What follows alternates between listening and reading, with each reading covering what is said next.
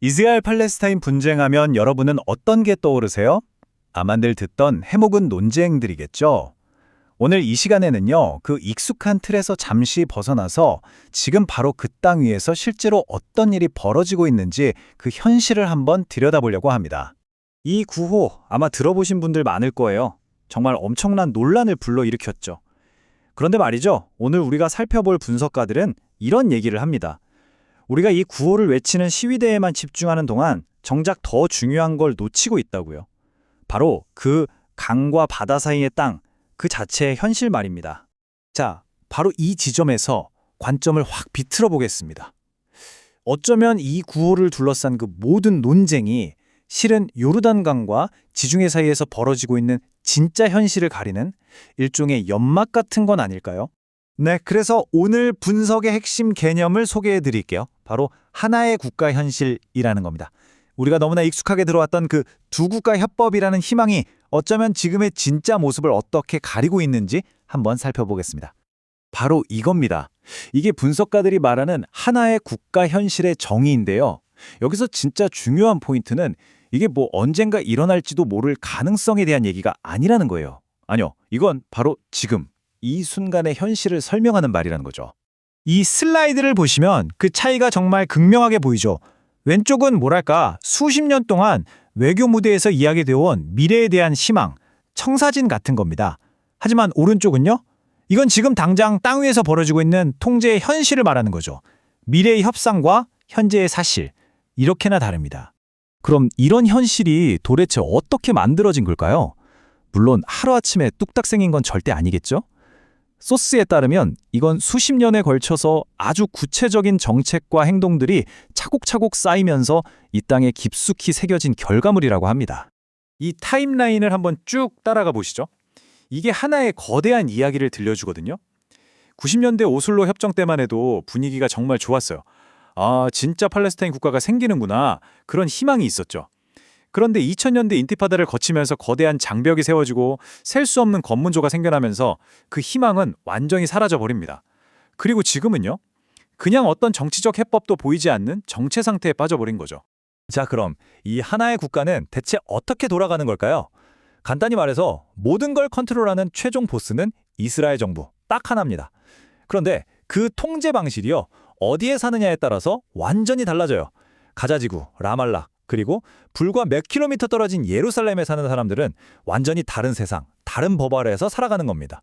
그리고 우리가 흔히 듣는 팔레스타인 자치정부는요, 소스에 따르면 실제 권한은 거의 없고 사실상 이스라엘의 안보 업무를 대행해주는 하청업체에 가깝다고 분석합니다. 여기서 정말 분명히 짚고 넘어가야 할 게 있는데요.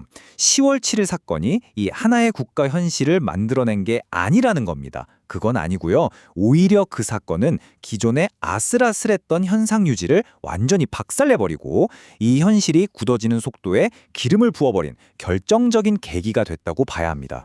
자, 이 숫자 한번 보세요. 54. 이게 그냥 숫자가 아닙니다. 2023년 10월 이후에 이스라엘 정부가 서한 지구에 새로 짓겠다고 공식 승인한 정착촌 숫자예요. 근데 진짜 놀라운 건 뭔지 아세요?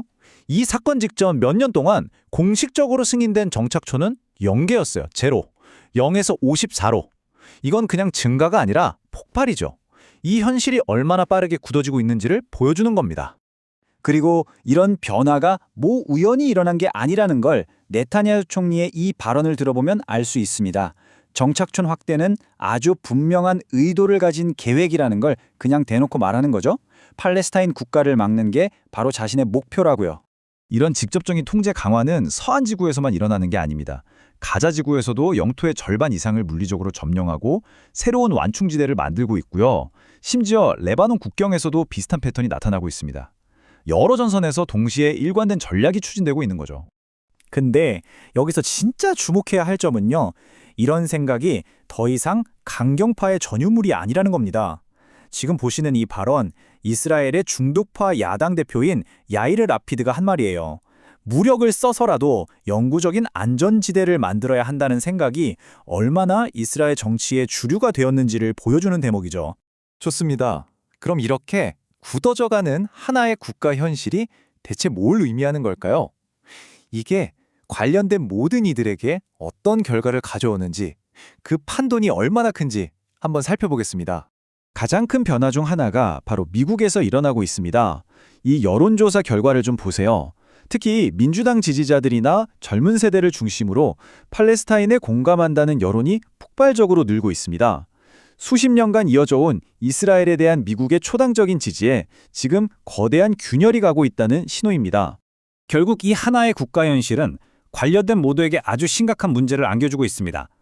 팔레스타인에게는 주권 없이 영원히 종속되어야 하는 암울한 미래를, 이스라엘에게는 국제사회에서 고립될 수 있다는 큰 위험을, 그리고 이스라엘의 가장 중요한 우방인 미국에게는 자국 내 여론과 외교 정책이 충돌하는 엄청난 딜레마를 만들어내고 있는 거죠.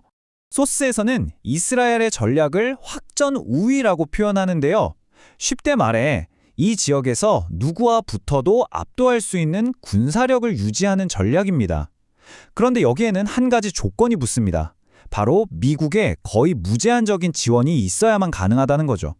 이건 뭘 의미할까요? 이스라엘의 안보가 우리가 방금 본 것처럼 급변하는 미국 국내 정치에 직접적으로 연결되어 있다는 뜻입니다. 오늘 분석을 마무리하면서 이 질문을 한번 던져보고 싶습니다. 만약 우리가 이 상황을 언젠가 해결될 분쟁으로 보는 걸 멈추고 지금 이대로의 현실로 어떤 환상도 없이 있는 그대로 마주한다면 과연 우리는 무엇을 보게 될까요? 우리 모두가 한번 깊이 생각해 볼 문제입니다.